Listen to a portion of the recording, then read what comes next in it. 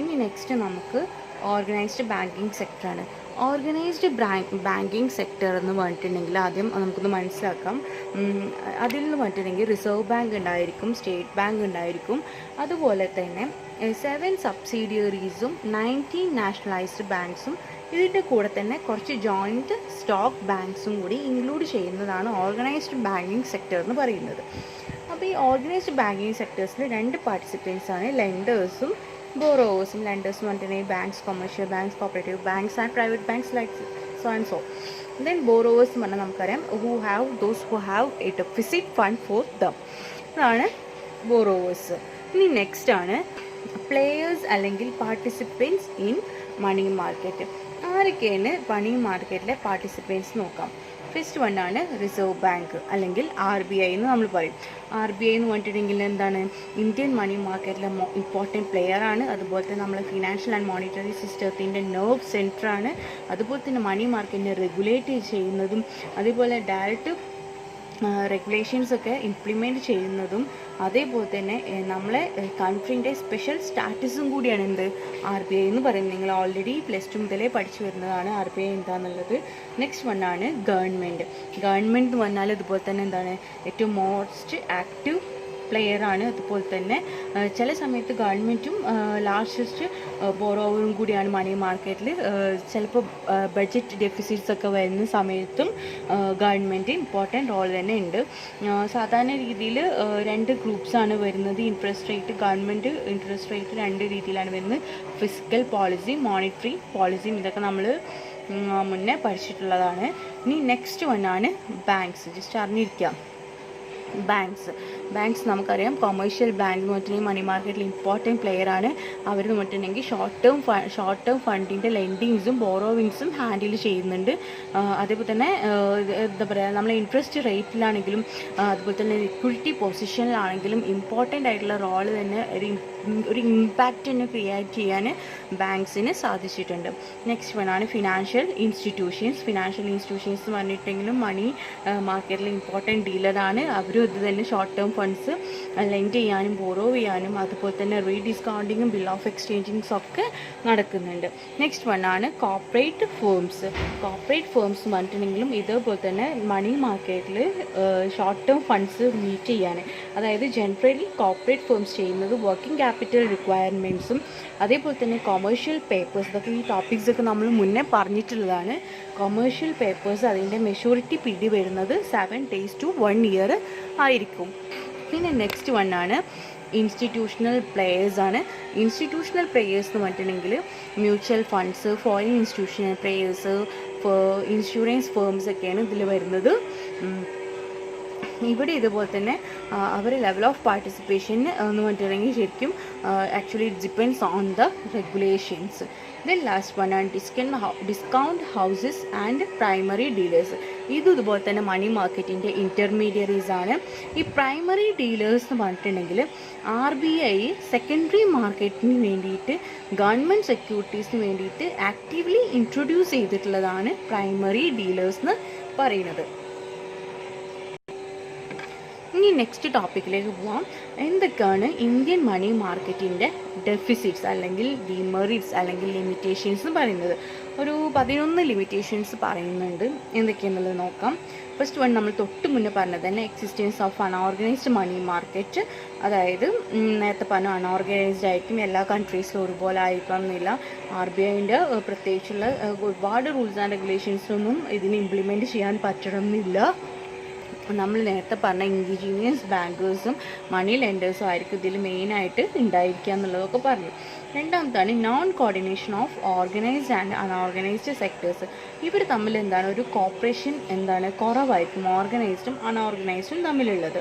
Next വണ്ണാണ് multiplicity in rate of interest. ചില സമയങ്ങളിൽ എന്താണ് ഇന്ത്യൻ മണി മാർക്കറ്റിലുള്ള ഇൻട്രസ്റ്റ് റേറ്റ് ഉള്ള വേരിയേഷൻസ് വരാനുള്ള സാധ്യതകൾ കൂടുതലാണ്. Season to season different level. ഇപ്പോൾ ഒരു സമയത്ത് ഗവൺമെൻറ് ചിലപ്പോൾ ഗോൾഡ് ലോണ് 3% കൊടുത്തു കഴിഞ്ഞാൽ പിന്നെ നമ്മളൊരു 1 year ഒക്കെ കഴിഞ്ഞിട്ട് പിന്നെ പോയി കഴിഞ്ഞാൽ ചിലപ്പോൾ അത് 7% ആക്കിയിട്ടുണ്ടാകും. അതുകൊണ്ട് നമുക്ക് എന്താണ് എപ്പോഴും ഇൻട്രസ്റ്റ് റേറ്റിൽ ചേഞ്ചസ് വരാനുള്ള ചാൻസസ് കൂടുതലാണ്. നെക്സ്റ്റ് വൺ ആണ് സീസണൽ സ്ട്രിക്റ്റൻജൻസി ഓഫ് ഫണ്ട്സ്. അതേപോലെ തന്നെ അങ്ങനെ പറഞ്ഞു കഴിഞ്ഞാൽ നവംബർ ടു ജൂൺ എടുത്ത് നോക്കി കഴിഞ്ഞാൽ ഒരു ബിസി സീസൺ ആയിരിക്കും. കാരണം എന്താ വെച്ചിട്ടുണ്ടെങ്കിൽ ആ സമയത്ത് മാർക്കറ്റിങ്ങും ഹാർവെസ്റ്റിങ്ങും ഒക്കെ കൂടുതലായിട്ടുള്ള സമയമായിരിക്കും. അപ്പോൾ എന്താണ് ഓരോ പീരീഡ് ഡിപ്പെൻഡ് ചെയ്തിട്ട് എന്താണ് ചേഞ്ചസ് ഇൻട്രസ്റ്റ് റേറ്റിലാണെങ്കിലും ഫണ്ട്സിൻ്റെ റേസിലാണെങ്കിലും ചേഞ്ചസ് വരാനുള്ള ചാൻസസ് കൂടുതലാണ്. നെക്സ്റ്റ് വൺ ആണ് ആബ്സെൻസ് ഓഫ് ബിൽ മാർക്കറ്റ്. ഒരു വെൽ ഓർഗനൈസ്ഡ് ബിൽ മാർക്കറ്റ് ശരിക്കും ഒരു ക്രെഡിറ്റ് സിസ്റ്റത്തിന് എസെൻഷ്യലാണ്. അതായത് ശരിക്കും എന്താ പറയുക, ഈ ബിൽ മാർക്കറ്റ് എന്ന് പറയുമ്പം RBI-നായിട്ട് ലിങ്ക്ഡ് ആണെങ്കിൽ പോലും ഇപ്പോഴും അത് ഫുള്ളി ഡെവലപ്ഡ് ആയിട്ടില്ല. കുറച്ച് റീസൺസ് കൊണ്ടാണ് അത് വരുന്നത്. അതായത് എന്താണ് ഇതിൻ്റെ ബിൽ മാർക്കറ്റ് ഡ്രോ ചെയ്യുന്ന സമയത്ത് ചിലപ്പോൾ അതിന് യൂണിഫോമിറ്റി കുറവുണ്ടായിരിക്കാം, അല്ലെങ്കിൽ ക്യാഷ് ക്രെഡിറ്റ് കൊമേഴ്ഷ്യൽ ബാങ്കിൽ നിന്ന് ബോറോ ചെയ്യുന്ന സമയത്തുള്ള ക്യാഷ് ക്രെഡിറ്റിൻ്റെ പ്രശ്നങ്ങൾ, അതേപോലെ തന്നെ ക്യാഷ് ട്രാൻസാക്ഷൻസ് നടക്കുന്ന സമയത്ത്, അതേപോലെ തന്നെ ഹൈ സ്റ്റാമ്പ് ഡ്യൂട്ടിയാണ് ബിൽസിന് ചാർജ് ചെയ്യുന്നത്. അപ്പോൾ അതിനുള്ളൊരു അപ്പോൾ സ്വാഭാവികമായിട്ടും ബിൽസിനെ എന്ത് ചെയ്യും, ഡിസ്കറേജ് ചെയ്യും. അതേപോലെ തന്നെ ആക്സെപ്റ്റൻസ് ഹൗസും ഡിസ്കൗണ്ട് ഹൗസസും ഒക്കെ എന്താ പറയുക ഇതിൻ്റെ ഒരു ഓർഗനൈസ്ഡ് ബില്ലിൻ്റെ ഇൻസ്ട്രുമെൻ്റ് ആയിട്ട് ആക്സെപ്റ്റ് ചെയ്യാൻ അധികം ബാങ്ക്സിനും മറ്റേതിനൊക്കെ ബുദ്ധിമുട്ടായിട്ട് വരുന്നുണ്ട്. അപ്പോൾ അതുകൊണ്ടൊക്കെ തന്നെ എന്താണ് ബിൽ മാർക്കറ്റ് ഒരു സക്സസ്ഫുള്ളി ഇംപ്ലിമെൻറ്റ് ചെയ്യാൻ ഇതുവരെ സാധിച്ചിട്ടില്ല. ദെൻ നെക്സ്റ്റ് വൺ ആണ് inadequate banking facilities. Inadequate banking facilities എന്താ പറയുക, പ്രോപ്പറായിട്ടുള്ള രീതിയിൽ ചില സമയങ്ങളിൽ ഫിനാൻഷ്യൽ നീഡ്സ് ഒന്നും സാറ്റിസ്ഫൈ ചെയ്യാൻ പറ്റാതെ, അല്ലെങ്കിൽ ചില പ്രോബ്ലംസ് വന്നു കഴിഞ്ഞാൽ അത് പ്രോപ്പറായിട്ടുള്ള രീതിയിൽ ബ്രാഞ്ചിൻ്റെ എക്സ്പാൻഷൻ പ്രോഗ്രാംസ് ഒന്നും ചില രീതിയിൽ പ്രോപ്പറായിട്ട് നടത്തി കൊണ്ടുപോകാൻ പറ്റാത്ത സാഹചര്യങ്ങൾ ഉണ്ടാവാറുണ്ട്.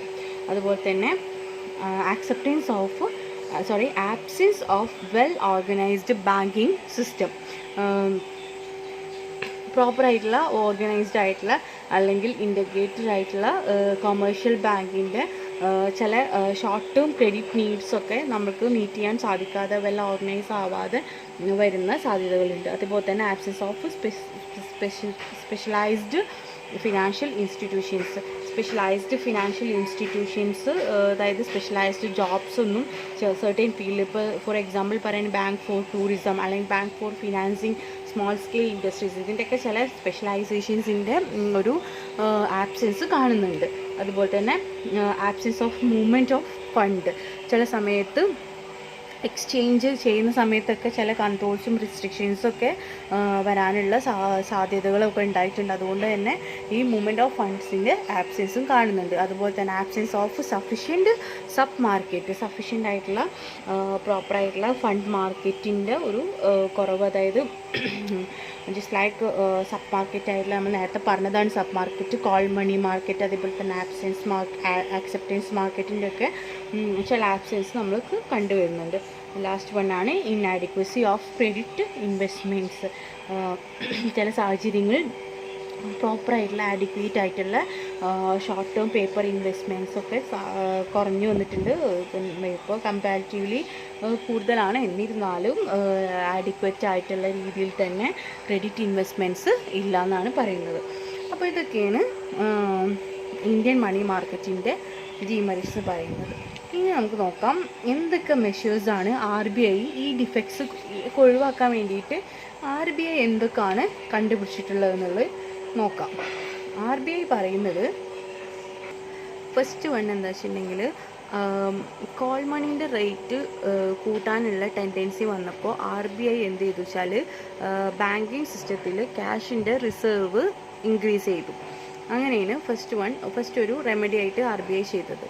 സെക്കൻഡ് വൺ അതായത് രണ്ടാമത്തേത് പറയുന്നത് when there is a large supply of short term funds in the money market and call rate shows a tendency to fall.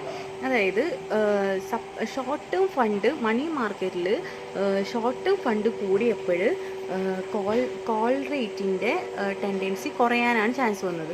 അപ്പോൾ RBI എന്ത് ചെയ്തു, ഈ ഐഡിയലായി കിടക്കുന്ന ഷോർട്ട് ടേം ഫണ്ട്, മണി മാർക്കറ്റിലുള്ള ഷോർട്ട് ടേം ഫണ്ട് എന്ത് ചെയ്തു, RBI അബ്സോർബ് ചെയ്തു. അതാണ് രണ്ടാമത് RBI ചെയ്ത കാര്യം. മൂന്നാമത്തത് RBI എന്താ ചെയ്തെന്ന് വെച്ചിട്ടുണ്ടെങ്കിൽ, ഒരു സൗണ്ട് ബിൽ മാർക്കറ്റ് ഉണ്ടാവാൻ വേണ്ടിയിട്ട് RBI ഒരുപാട് എഫേർട്സ് ഡെവലപ്പ് ചെയ്തു. അപ്പോൾ ഇതിനു വേണ്ടി ചെയ്തത് എന്താ വെച്ചാൽ 2 സ്കീംസ് കൊണ്ടുവന്നു. ഒന്ന് 1952-ലും രണ്ടാമത്തേത് 1970-ലാണ് കൊണ്ടുവന്നത്. ഈ RBI എന്താണ് ബിൽ മാർക്കറ്റ് സ്കീമിനെ പറയുന്ന പേരാണ് ന്യൂ ബിൽ മാർക്കറ്റ് സ്കീം. 1970 ഉള്ളതിനെയാണ് ന്യൂ ബിൽ മാർക്കറ്റ് സ്കീം എന്ന് പറഞ്ഞിട്ടുള്ളത് RBI എന്ത് ചെയ്തു, കൊണ്ടുവന്നു.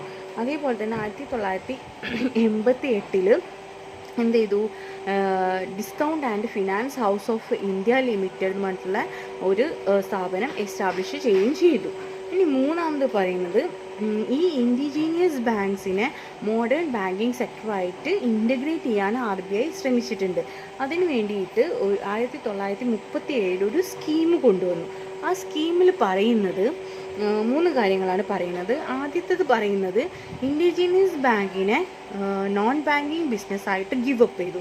ഞാൻ നേരത്തെ ഇതിൻ്റെ മുന്നേ ക്ലാസ് എടുത്ത ചില സാഹചര്യങ്ങളിൽ NBFC എന്ന് ഞാൻ പറഞ്ഞിരുന്നു, നിങ്ങൾ ശ്രദ്ധിച്ചോന്നറിയില്ല. അതാണ് ഈ നോൺ ബാങ്കിങ് ബിസിനസ് എന്ന് പറയുന്നത്. പിന്നെ അതുപോലെ തന്നെ പ്രോപ്പറായിട്ടുള്ള ബുക്സും അക്കൗണ്ട്സും ഓഡിറ്റിങ്ങും അതുപോലെ തന്നെ RBIൻ്റെ ഇൻസ്പെക്ഷൻ എന്നുള്ള രീതിയിലുള്ള കാര്യങ്ങളും കൊണ്ടുവന്നിട്ടുണ്ട്. മൂന്നാമതായിട്ട് ചെയ്തിട്ടുള്ളത്, ഫിനാൻഷ്യൽ പൊസിഷൻ RBIക്ക് ടൈം ടു ടൈം ആയിട്ട് ഫിനാൻഷ്യൽ പൊസിഷൻ, അതായത് നമ്മൾ പണ്ട് പഠിച്ചിട്ടുള്ള ബാലൻസ് ഷീറ്റൊക്കെ സബ്മിറ്റ് ചെയ്യാൻ പറഞ്ഞിട്ടുണ്ട്. ഈ 3 കാര്യങ്ങളും ചെയ്തുകൊണ്ട് തന്നെ RBI എന്ത് ചെയ്തു, ഈ അൺഓർഗനൈസ്ഡ് ആയിട്ടുള്ള സെക്ടറിനെയും കൂടി, അതായത് ഇൻഡിജീനിയസ് ബാങ്കേഴ്സിനെയും കൂടി ആക്സെപ്റ്റ് ചെയ്തു. ഇനി നെക്സ്റ്റ് ഒരുപാടുണ്ട്, ഞാൻ നോട്ട്സ് സെൻഡ് ചെയ്യുമ്പോൾ നിങ്ങൾ നോക്കുക. ഞാൻ ചെറുതൊരു 5 പറയുന്നത്, എല്ലാം കൂടി നിങ്ങൾക്ക് പഠിക്കാൻ പറ്റില്ല. അപ്പോൾ LIC, GIC, IDBI, UTI ഇങ്ങനത്തെയൊക്കെ സ്പെസിഫൈഡ് മ്യൂച്വൽ ഫണ്ട്സിന് എന്ത് ചെയ്തു, ലെൻഡേഴ്സായിട്ടും ബോറോവേഴ്സായിട്ടും മ്യൂച്വൽ ഫണ്ട് എന്നുള്ള രീതിയിൽ ആക്സെപ്റ്റ് ചെയ്തു. മ്യൂച്വൽ ഫണ്ടിലെ ഈ ഒരു സംഭവങ്ങളെ ലെൻഡറായിട്ടും ബോറോവറായിട്ടും ആക്സെപ്റ്റ് ചെയ്തു. ഇനി ഈ ചാപ്റ്ററിലെ ലാസ്റ്റ് ടോപ്പിക്കാണ് recent trends in Indian money market. എന്തൊക്കെയാണ് റീസെൻറ്റ് ട്രെൻഡുകൾ എന്തൊക്കെയാണെന്നുള്ളത് നോക്കാം. അതിൽ ഫസ്റ്റ് വണ്ണാണ് integration of organised and unorganised money market. RBI നേരത്തെ പറഞ്ഞ പോലെ ഓർഗനൈസ്ഡെയും അൺഓർഗനൈസ്ഡെയും ഇൻ്റഗ്രേറ്റ് ചെയ്തു. രണ്ടാമത്തതാണ് enlargement of call money market. Call മണീനെ മാക്സിമം നമ്പർ ഓഫ് സ്റ്റെപ്സ് ഒക്കെ കൂട്ടിയിട്ട് കൂടുതലായിട്ട് എൻലാർജ് ചെയ്യാൻ ശ്രമിച്ചു. അതുപോലെ തന്നെ DFHI, അതായത് ഡിസ്കൗണ്ട് ഫിനാൻസ് ഹൗസ് ഓഫ് ഇന്ത്യനെ എസ്റ്റാബ്ലിഷ് ചെയ്തു. അതുപോലെ തന്നെ STCI ലോഞ്ച് ചെയ്തു, അതായത് reserve bank of India. STCI എന്ന് പറഞ്ഞിട്ടുണ്ടെങ്കിൽ സെക്യൂരിറ്റീസ് ട്രേഡിംഗ് കോർപ്പറേഷൻ ഓഫ് ഇന്ത്യനെ 1994 എസ്റ്റാബ്ലിഷ് ചെയ്തു. ഇതിൻ്റെ മെയിൻ ഒബ്ജക്റ്റീവ് എന്ന് പറഞ്ഞിട്ടുണ്ടെങ്കിൽ ഗവൺമെൻറ്റിന് വേണ്ടിയിട്ട് സെക്കൻഡറി മാർക്കറ്റിൽ ഉള്ള സെക്യൂരിറ്റീസിന് പ്രൊവൈഡ് ചെയ്യാണ് ചെയ്തിട്ടുള്ളത്. നെക്സ്റ്റ് 5ാമത്തേതാണ് പുതിയതായുള്ള ചില ഇൻസ്ട്രുമെൻറ്റ്സുകൾ കൊണ്ടുവന്നു, അതായത് treasury bills, derivative usances, promissory notes, reports. ഈ സംഭവങ്ങളെല്ലാം നമ്മൾ മുന്നേ ഡിസ്കസ് ചെയ്തിട്ടുള്ളതാണ്.